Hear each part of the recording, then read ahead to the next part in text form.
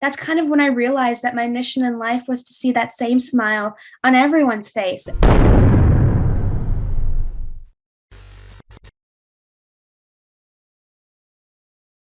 Hello and welcome to a new episode of the Peter O. Estévez Show. This is your host, Peter O. Estévez. Welcome, welcome, welcome. This week we have none other than Kenisha Arora. Kenisha is an incredible, young, ambitious youth advocate. She's a STEM enthusiastic, a humanitarian from Toronto, Canada. She's an undergraduate student at Western University, studying medical science. Kenisha is determined to transform the future of education and serve as a senator at her university, UNESCO, SDG4Y youth member. Excuse me, but I don't know what that means. It's in her bio, so I'm just reading it from her bio, and was a former school board member trustee. Her experience in education institution has allowed her to dismantle systematic inequities by leveraging academic policy. Kenisha's philanthropic passions that led her to study nonprofit organization with her sister. The Hope Sisters are on a mission to spread hope and have championed over 5,000 hope spreaders. Kenisha and her sister recently won the Princess Diana Award for their social impact. Hello, Kenisha Arora. Welcome to the Peter O. Estévez Show. Thank you so much. It's an incredible honor to be here. Well, you're a young lady, and you're probably the youngest guest I have ever had at the Peter O. Estévez Show. And, we love to have incredible thought leaders from across the world. And you are one of those incredible thought leaders. You're just on a space that we typically never highlight for whatever reason it is. But they are the cornerstone of our future. They are the cornerstone of what's going to make up our world and our universe in years to come. So I thought it would be more than appropriate to bring somebody that has such a passion and such an incredible, powerful agenda to empower the youth. Tell us a little bit about your mission, how you got started. Yeah, thank you so much. It all really started for me when I was diagnosed with hypothyroidism at the age of 8 years old. And although for me it was not a life-threatening condition, it really felt like the end of my world. Growing up with a loving family, I was always so privileged to receive so much love. And I thought the world was perfect just because to me, my parents were perfect. And so when I was diagnosed with hypothyroidism, it was not the best time for me. But I remember going to the hospital and I met this one girl. She was a year older than me and she was having a heart surgery. And she told me about all that she was going through. And I remember how difficult it was for her and her family to be able to afford her medical bills. And I just wanted to do something. I really just wanted to do anything I could. And so my mom taught me how to make lemonade the day before. And I thought that was a perfect opportunity to put on a lemonade stand. So that's exactly what I did. I put up a lemonade stand outside our temple, and I fundraised a couple $100. But from that experience, I remember the most exciting thing for me was not counting the change. It was seeing her bright smile when I gave her that money to her family. And so for me, that's kind of when I realized that my mission in life was to see that same smile on everyone's face. And that's really what I've done, getting involved as a student trustee in my school board, or even being involved as a senator now, or starting up the nonprofit with my sister. Every single organization or purpose or vision, whatever I've got involved in, has really just been rooted with that mission of how can I make people smile? Wow, what a powerful statement. Thank you so much for being so eloquent. And you said something I thought, being privileged just because my parents were nice and caring and loving to me, you thought that was a standard. That is a standard of living. And unfortunately, we know that there are many standards that one may be privileged to, but there's many people across the world that are not privileged to it. And among that is one of the causes that you have championed, and that is to champion the menstrual program throughout the university. Tell us a little bit about that, the importance of it, and how that idea was born. Oh, of course. So growing up, as a woman, a lot of us menstruate, and I know there's not only women who menstruate, but one of my closest friends, she actually dropped out of our high school because she didn't have access to menstrual hygiene products accessibly in our schools. And so I remember as a kid, I would always be so afraid of showing the pads in the school. We'd always hide. Our friend would give us a pad. We'd always hide them underneath our shirts so the boys didn't make fun of us. And I never thought this was wrong. It's just something that we did. Like, we never talked about it. In my family, we never even said the word period in front of my father. Oh, how are you feeling? My stomach's hurting. Oh, but why? Like, oh, I just probably ate something bad. But it happened every single month. So, I would hope that my father assumed that something was going on. Right. But these words I didn't realize, or these actions were kind of engraved because of the stigma that we have in our society. And so when my friend dropped out, I really learned that maybe this was a bigger issue than I had thought it was. Maybe silence was a bigger issue than we actually thought it was. And so I learned that there was actually 1 in 7 girls in Canada. Plan International came out with this study. 1 in 7 girls in Canada drop out or miss school because of the inaccessibility of period products. And that number was astonishing to me, because that meant there was more people like my friend who didn't have access to education, which is a basic human right. And we pride ourselves on that in Canada. They didn't have education or access to education because of something so humanly. And that really was a moment for me where, everything turned around in my world. And I realized that if I didn't do something about it, then no one would. So I used this information and I used the passion that I had to advocate for this as a school board trustee during my time in my position. But I must tell you, it was so hard. How do you try to create societal change in infrastructures that have been built for many, many years that seem to be working for all students, or just the majority of students? And so for me to go up to these male trustees and be like, oh, this is an important issue. When I first brought it up on the board, they told me, oh, we can't talk about this. We can't talk about this. Wow. And I was like, why not? Why not? This is an issue that a lot of students have. So why can't we talk about it? They were like, oh, we can talk about this in the private meetings. Like, this is not something to be said in public. So then I was like, okay, as long as we can talk about it. And I remember some of the terms that I heard were, oh, don't worry about it, sweetie. We're taking care of the girls. And I mean, there was just so much condescending conversation in that environment. But again, as a very optimistic person, I was like, oh, that's so great. They're going to be taking care of it. Months went by, nothing had happened. And I realized that maybe nothing was going to happen unless I did something about it. So I worked with a lot of girls who were going through this issue, and I tried to amplify their voice. I collected data, I collected surveys, collected numbers, and then I used that to present to our board again. And we finally passed it in August of 2020 in our provision. And it was so great for me to hear that, because I started getting a lot of messages from girls who were seeing these products. My sister was in school and she took photos of dispensers, and it was just so great. The biggest win for me was just seeing the fact that I could talk to my father about this. I mean, my mom was like, I'm so sorry I didn't teach you how to open up to your own parents, your own male parents in your house about this. But I remember my parents cried so much that day, and I just now feel so much more welcomed. And I just hope that this has allowed other girls to not only access these products, but to even just start these conversations in their own families. I love that. Now, tell us what has happened, and then I'm going to go into a series of questions. What has happened since your university approved this addendum? What has happened ever since with this particular referendum? Oh, so the Ministry of Education was actually inspired to start this for all district school boards. And now in Ontario, they've made an investment of some $100 million. And they're going to be providing free menstrual hygiene products all across the school boards here. So students in elementary school and middle school and high school are going to be receiving these free menstrual hygiene products, and it's going to be accessible to them. Wow. What a powerful accomplishment.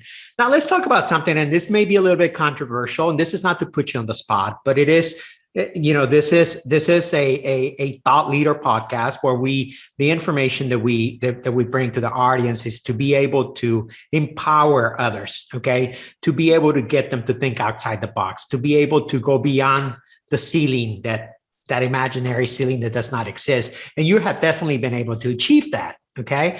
But there's going to be a lot of people that are going to say, well, whose responsibility is that, right? Whose responsibility is to strike that conversation? Is it our education system that has a responsibility, or does that responsibility start at home? Okay. And if that responsibility started at home, how do we have those conversations in a society where many people are still accustomed to old ideas and an old outdated belief system that has obviously not worked for them because it's brought many problems? So whose responsibility is that? That's a great question. I think there are so many levels when you look at stigma itself. Yes, education has a huge role to play in it. And I'm a firm believer that education is a foundation for change. And even throughout my advocacy, I was only able to make the change after educating our male trustees. So I definitely think the education system is a great system that everyone should leverage to make change, but that is definitely one part of it. But you're right, the other deep-rooted cause of it is really the social status and social environments and communities and cultures we've built.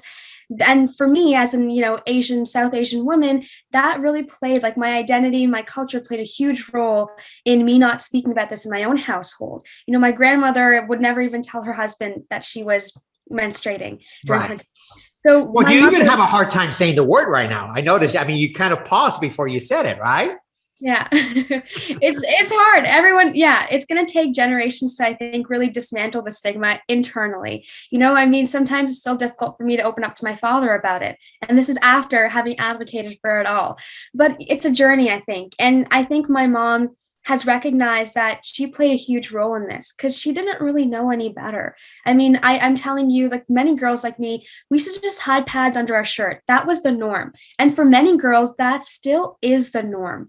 And so it really comes down to society. And I think you're right. It's all of us in our own houses. We need to just start being okay with using the word period, menstruation. Say it multiple times if you're listening to this podcast. Say it out loud right now. If your daughter's menstruating, don't hide the fact and be like, oh, you have cramps on? Like, okay, like, how can I help your cramps? It's not the cramps. The fact is she might have hormonal issues. She might be craving. She might have other types of pain that are just not cramps in her stomach. So I think to just boil it down to cramps, that one is just, it's understating the amount of pain that women have to go through, but it's also just ignoring the fact that women have to go through pain, or women have to go through menstruation processes in their life. So I think just by starting conversations in your house, even if it's just talking to your daughter about the fact that she's, on her period, that's one way you can just be there for the girls and the women, or even just the people in your life that menstruate. How can you be there for them? And if you can't be there for them, just at least not ignore the fact they're going through it. And I think that is not by ignoring this, it's going to make mountains of change. Absolutely. And the reality is there's a couple of points that I want to touch on. Number one, we often forget that the administrators at the education level are also parents. Okay. They're also mom and dads, and they're also walking around idea with an outdated belief system. So they're not any different than our parents or somebody else's parents. They're in a position of authority or position of power, but they're still a human being, and they need to be educated. And maybe they need someone's fresh perspective like yours to be able to broaden an issue up to their attention and say, hey, wait a minute, that may not have been okay 100 years ago or 50 years ago or 10 years ago, but we live in a very connected society where we take a selfie of everything we do. We take a picture of everything we eat. We take a picture, on our bikinis, and we can't talk about menstruating. We can't talk about mental health. We can't talk about addiction. We can't talk about sex. We can't talk about from a perspective of education, right? We can't talk about finances. So there is a lot of issues that are underlying effects as a result of what I call the hidden secrets. Okay. The society has created them to become taboos, right? That don't talk about, the things that we don't bring up at the dinner table. So and really at a very young age, we begin, if the science or studies show that by the age of 5 years old, the average individual has already formed a beliefs, 50% of their belief system based on their condition, where they came from, their social conditioning, their parents, their environment that they grew up in. The rest of that belief system is developed throughout life. Okay, so we need to begin this type of education very, very, very early on. Okay, and also the amount of shame and guilt and embarrassment a young girl must feel when she feels inadequate about something that is going on in her body that can create other underlying effects, lack of motivation, depression, okay, suicidal thoughts. I mean, there's an underlying, okay, and I'm not just talking about young women. I am talking about generational cycles that are not broken when things are not brought to the surface. Tell me your feedback on that. I definitely agree. And I think what's even worse is that sometimes we don't recognize that we might have feelings of depression, or not even feelings that we might be depressed. Because everyone around us seems to be like that. And if everyone around you seems to be depressed or have negative thoughts and feelings about their body, that kind of becomes normal. And that's when it becomes really toxic, I think, this kind of behavior, because you start to compare yourself with other people without recognizing that maybe people are not meant to be compared with each other. And the baseline is not decided by majority of people, and even the same thing with health. I mean, especially for me, this might be diverting the topic a bit now, but as someone who does a lot and is busy all the time, I love keeping busy. So much so that sometimes it affects my health, and so much so that sometimes I only get 3 hours of sleep. But to me, it seems like the norm, because everyone in the medical science program as me, they're only getting 3 hours of sleep. So it seems normal. And if I'm getting more hours of sleep, I feel like I'm doing something wrong. And so I think that it's really toxic, and we need to just start shifting environments and start promoting balance. My sister, she's a really balanced individual, and I truly aspire to be like that. But unfortunately, it's hard because everyone around you is not always balanced. So I think you're right. What's really important to promote with all of this is, how can you manage your mental health, physical health, well-being overall, and then also figure out what success means to you, and how do you chase after happiness, or how do you kind of find happiness from within? We don't have these conversations in school at all. I hope that we will in the future. It's something that I'm really passionate about, but I really wish that I at least was taught how to be a human being in the school system, and not only how to be a mathematician or a scientist or a geologist. And I wish I was taught to be a human being. Wow, that's a powerful statement, Kenisha. Now, tell me a little bit about your sister and the app that she's working on and how that comes about, and also tell me a little bit about the Hope Sisters and where do you see this going in the future? Oh, thank you. Oh, my sister is incredible. You're going to love her. She's 15 years old, and she currently goes to my old high school. So, she hates the fact that all the teachers already know her. But she started school in the pandemic. And for her, one of her classmates actually suicided 13 minutes before tweeting about feeling lonely.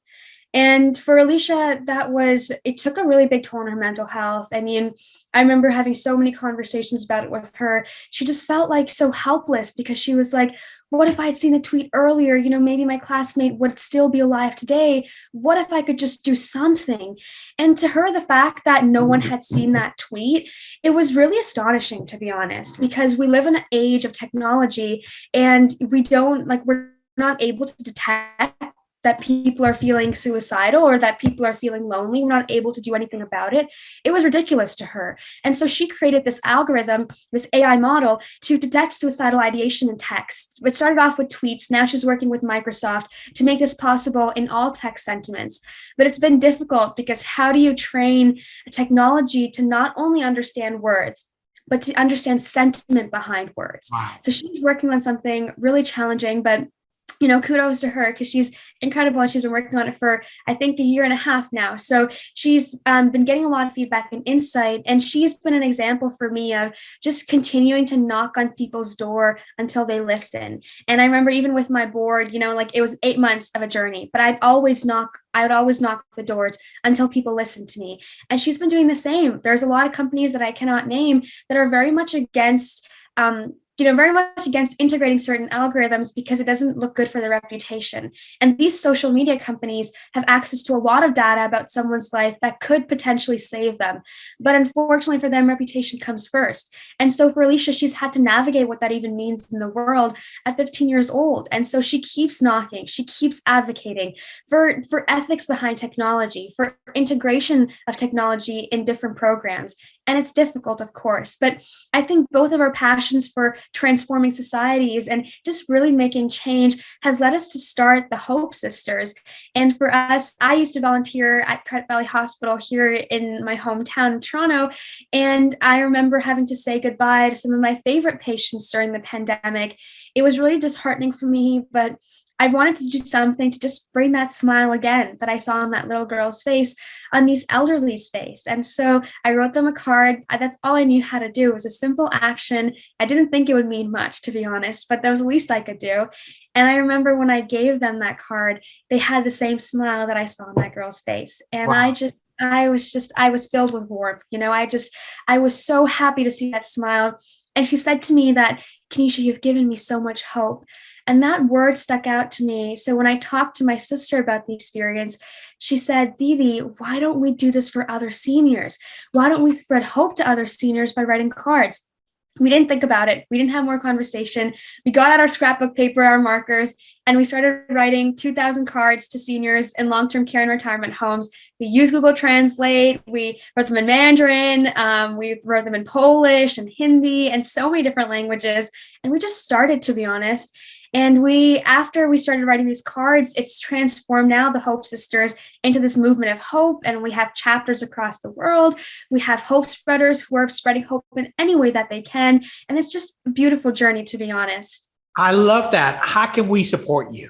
How can our platform support you and help you spread this message of hope and strength and creativity and innovation and kindness and humanness? How can we support you?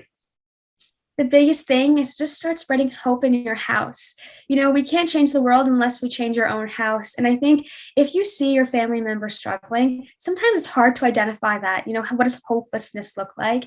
But sometimes it's a feeling that is covered by happiness. Like you can see it through smiles. You can't really identify it underneath all these smiles and this outgoing nature. But if you generally feel like your family member is feeling hopeless about the future, or even just for a moment, like they're having a bad moment, just figure out how you can be there for them. What's their love language? Do they like receiving cards? Do they like receiving chocolates? Do they like receiving a hug?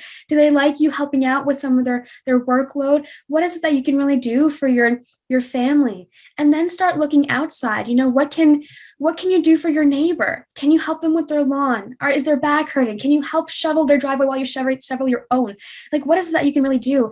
I think that's really the world that my sister and I want to see. We don't want donations. Honestly, for us, money has not done as much as service has done. We've given a lot of our time to different people, and that's made a much bigger impact than the donations that we've received from whatever companies it might be. So the only request that I would have for the people listening here is go spread hope to yourself, to your family, to your community. Just in any way, become a hope spreader. And if you don't have ideas, you can go on our website, thehopesisters.com, and we can help you out with that. Or if you're a senior listening to this and you want to start knitting like our other Hope seniors, join that initiative and contact us, and we can give all the hats and mitts that you knit to children in foster care. If you're a child in foster care and you want to help a senior, you can join our Hope Buddies program. You can talk to seniors. Just give your time, honestly, and find different ways to be there for your community. Kenisha, you completely redefined the misconception there is in society about your generation and your sister generation. There's a misconception of a generation that is full of information and lacking wisdom, a generation that is somewhat spoiled. And I think a lot of that has to do with the taboos that we used to believe. And you said it a minute ago, just in a different way. We used to believe that working hard equated to accomplishing things, and working hard is just working hard. Okay, that does not necessarily equate to working smart or accomplishing many things. Okay, and what do you think is the biggest misconception about your generation and your sister generation? Because you certainly you are the bedrock of the future of our country. Your generations are the bedrock of the future of our of the world, for that matter. Okay, so what do you think is the biggest misconception? You're articulate, you're well spoken, you have knowledge and information, and there is thousands, if not millions, of teenagers like you across the world. Why we're not seeing more of them infiltrate the education system and other areas of our society where we can truly empower people? I think the biggest misconception is that teenagers are only passionate about TikTok or social media. And I think we never like understand the power of TikTok. I mean, it's like it really just became popular during the COVID-19 pandemic because we were so desperate for communities and in social interaction. So what does that really say about teenagers as a human being? It really says that they just want some more love from communities. And I think that love can be looked at as, they are passionate about uniting themselves with other people.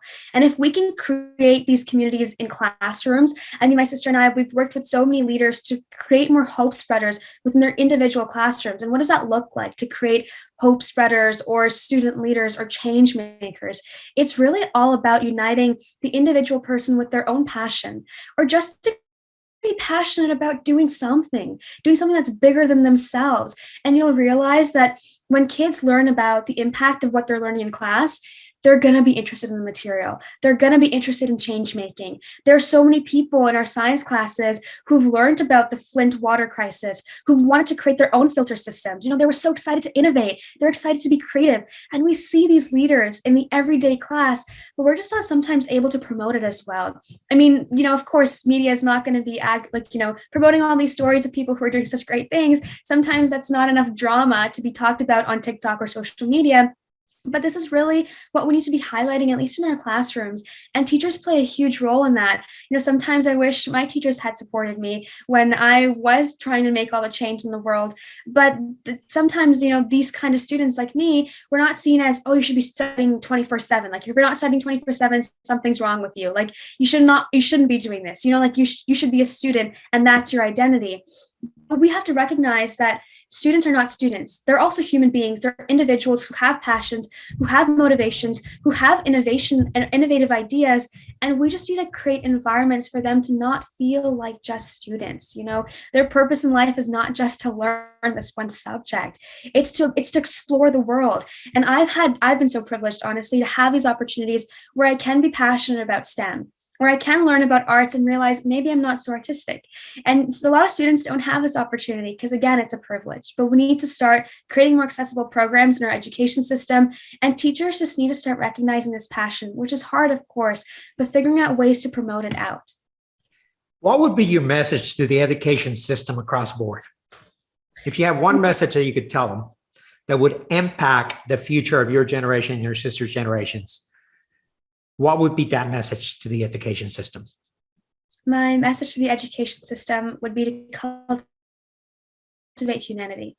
There's so much that we can do with teaching students how to become calculator-brained or robotic in nature, or figuring out an algorithm, or how to write a perfect essay with the perfect format. But if we can't teach them how to just navigate themselves, their thoughts, their relationships, their environment in classrooms, their environment outside the classroom, then what are we really doing? We're not really doing much for them. And I think when they start to understand themselves, then they can only understand other people and make the change that they want to see in this very social world. Wow, powerful. Kenisha, my last question to you is, what would be the message to the parents out there that perhaps are overlooking the needs of their children? How do we engage in a better communication? How do we open up conversations about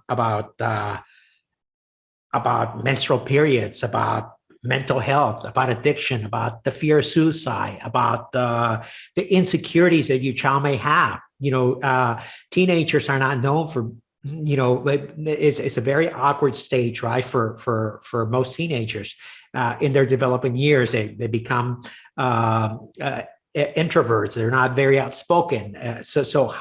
What would be the message for the parents that you would give a parent? Say, hey, look for this signs, look for these clues, open up the conversation with. What would be a message that you would give to parents? I give a couple messages. One, love your child, not the way that you think they want to be loved or the way that you know how to, but love your child the way they need to be loved. And I think there's a huge difference between those two. And when you can start understanding your child and loving them the way that they are, and not hoping that they're the class leader that is always outspoken, or not comparing them to their cousins or their family members or their other sibling even, when you can just start loving them the way that they are, you'll realize that their light from within is going to start shining outwards.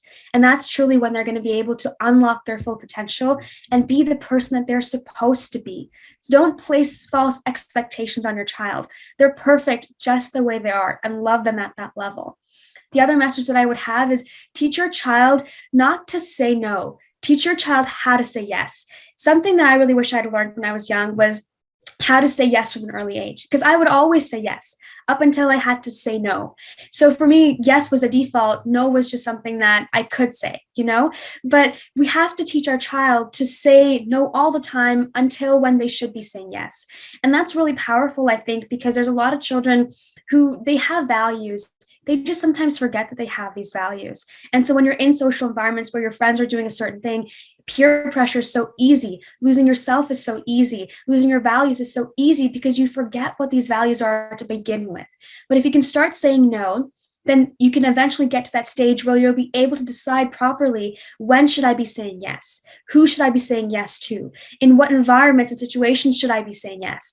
Because these decisions, you're definitely right. And you mentioned this, children become who they are from a young age. At the age of 5, we've already had half of our values. That's exactly what you said. Yes. And so it's really important then that if they've already had half their values, how do we ensure that they stick to what they know, and they can also just transform their values and, just become like what they're supposed to. So I think definitely saying no until they have to say yes is a good technique as well. Trust your child and start listening. I mean, I know parents are so busy. My parents are always busy too. But if you can just give your child a moment in the day and not underlook their pain. Oh, mom, like I got a paper cut. Okay, like why is it hurting you? I mean, like it is small, yes, but it is also pain. And not ignoring pain. I think throughout my life, sometimes I've had to ignore pain while I was being bullied. I just always ignored these kinds of issues. And that's why I thought the world was so perfect. But the world's not perfect. Everyone is suffering. Everyone has painful moments. Like Disney is not the reality all the time. And even Disney characters are depressed. So talk to your children about mental health when you're watching Disney movies. Even about Belle's story. We talk about now how it's Stockholm disorder, but in that moment, we thought that was a beautiful, perfect relationship.